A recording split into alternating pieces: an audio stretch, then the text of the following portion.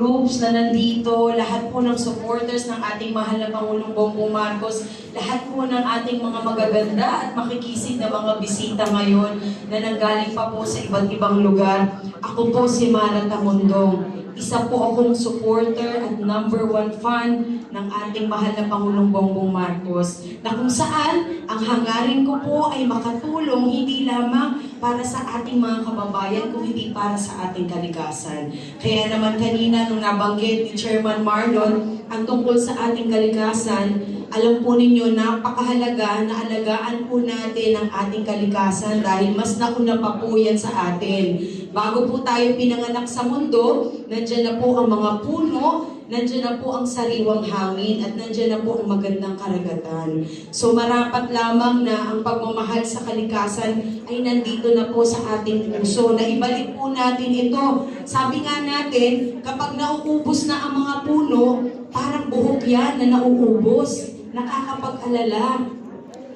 Kasi di po ba, kapag medyo nauubos yung buhok natin, parang alalang-alala tayo na handa tayong gumastos para matabunan yung puwang sa ating ulo. Parang ganyan din po sa kalikasan na dapat tayo po ay higit na mag-alala dahil yan po ang magbibigay sa atin ng magandang buhay. Lalo na po sa mga kabataan na kinabukasan ng ating bayan. At syempre, suportahan po natin ang One Movement, Takbo One Movement para sa kalikasan. Sabi ko nga, kahit hindi po ako runner, baka mapilitan ako mag 10 kilometers. Wow! Kasi isang achievement po na makasama ko, si Chairman Marlon, na dalawa kaming umabot sa 10 kilometers. Release mo na natin yung tintin.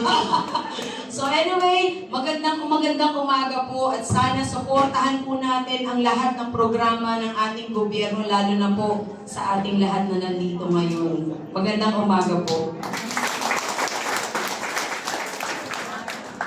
Thank you so much.